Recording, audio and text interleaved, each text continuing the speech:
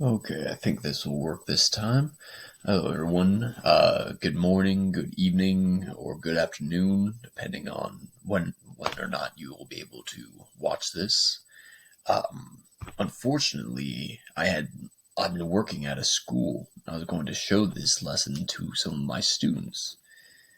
That was my plan for Friday, and then I woke up with the flu, and have been able to talk, move, or think since. And so now I am just can only just send this video to a few people and hope they actually open it up and watch it. So that's very unfortunate, but nonetheless, such is life. Perhaps I should have procrastinated, but who could have expected to come down with the flu? Anyways, don't want to waste any more time because I know my time is limited. I am going to be discussing the topic of themes and objective summaries, as we can see from here. And I have no idea why I chose this whole coffee theme. I just liked it. I thought it was appropriate because, the idea of coffee houses and, books. I don't know, it just seemed appropriate. I liked it. Okay. So I also have this 1, 2, 3 here for what I want to go over. Number one is just the content standard for what this lesson is based on. Is to determine a theme or central idea of a text and analyze its development over the course of the text. Provide an objective summary of the text. Now, that excuse me. That's the content standard for 7th grade ELA. That's what I'd like to teach one day, is 7th grade English. I'm not sure that will actually happen, but that is the hope and the goal. Now, in terms of determining a theme, we have to just look at what a theme is, which is number 2. It's the theme of a story, movie, TV show, etc. is the heart of its narrative. It is the main idea, message, or moral that is being conveyed to the readers. Basically, in simpler terms, it's when you're watching a movie or reading a book, you're trying to figure out what the author or writer is trying to tell you, what message they're trying to convey, what they want you to understand. And that might be a little difficult to determine. But it all just comes back to, I always like to say, things are much easier when you just don't overthink them. Basically, what I mean by that is, one of my favorite movies and books growing up were Lord of the Rings. I said in the past tense, it's still my favorite book and movie is Lord of the Rings. And in the book and the movies, there's a speech by Sam when he talks about the importance of keep going through the journey, staying strong, etc., etc. And he said, those are the stories that stick with you, even if you're too small to understand why.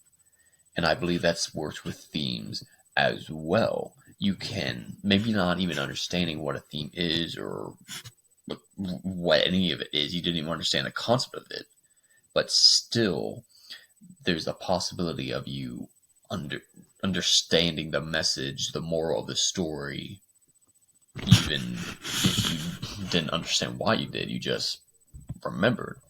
Like, I grew up with those movies, and I remember every detail about those movies and themes of determination and of friendship, of love, and courage. Just all these great messages that just stuck with me throughout all my life.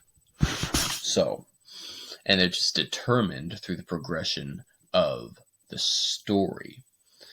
And so sometimes it takes multiple reads, multiple walkthroughs, but the main point is you just are able to piece together the main point through constant viewing or rereads or etc., etc. To that end, I think the best way to test whether or not you understand what a theme is, know what it is, or how to find it is by doing a little activity. And so, one of those being is this little assessment. It's pretty straightforward. In your own words, describe what a main idea slash theme is. What is your favorite movie? What is the main idea slash theme of that movie?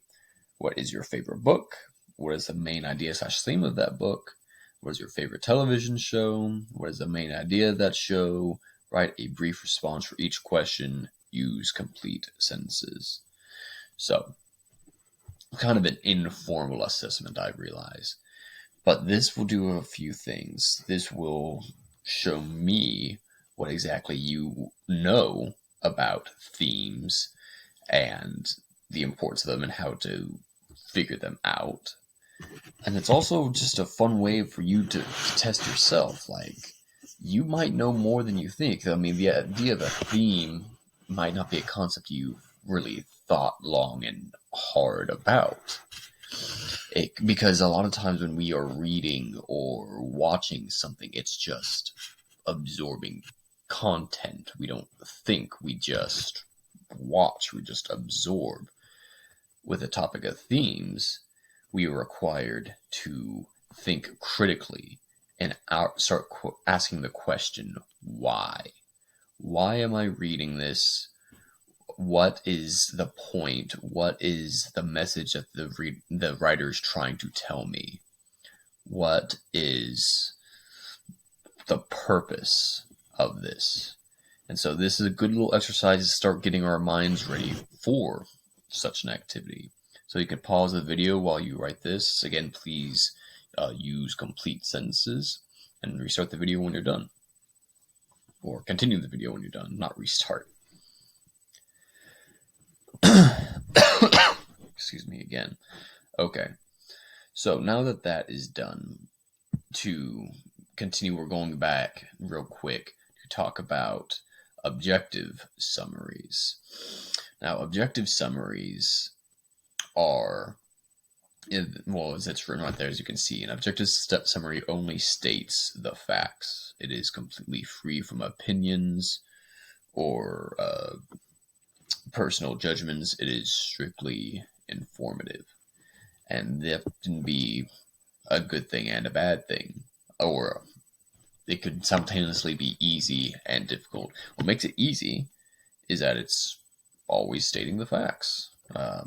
All you have to do is write what you know from a given work. You just write what has happened. That's it. Write the facts, write what's happened, the progression of events, and that's it.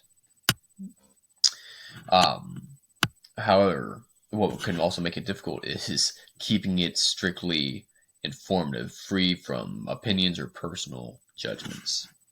Like for me, I could write a 10-page essay on Lord of the Rings, but it might be more difficult for me to write about that without putting in my own opinions or judgments on the book, because I love it that those books and movies have been a big part of my life. So that's where it can be a little bit difficult, keeping personal biases and opinions out of a written work.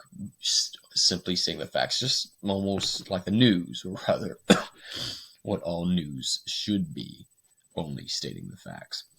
I also just realized the theme I picked for this PowerPoint, I did not add in this title. I don't even know what that means, and I just noticed that it was there. That's kind of embarrassing. Oh boy. Anyways, but yes, objective summaries are just stating the facts. So, for another exercise I'd like us to do is to write an objective summary on the theme of your favorite book, movie, and television show. Each objective summary should be at least 5 sentences and should thoroughly explain what the theme is and why. So we've done a lot of writing, and we're doing a little bit more. But the thing is, it's good practice. And this might take some time. We could even progress into another day, but this practice will be good for, being objective, only stating the facts. And so, how we do this, start with one. Take your favorite book, take your favorite movie, and just write the events of what happened to help progress to the theme of that movie or book. You should everything that happened to lead to the theme. You basically, the prompt is, what is the theme of your favorite book, and why? Why is that the theme? Support your answer.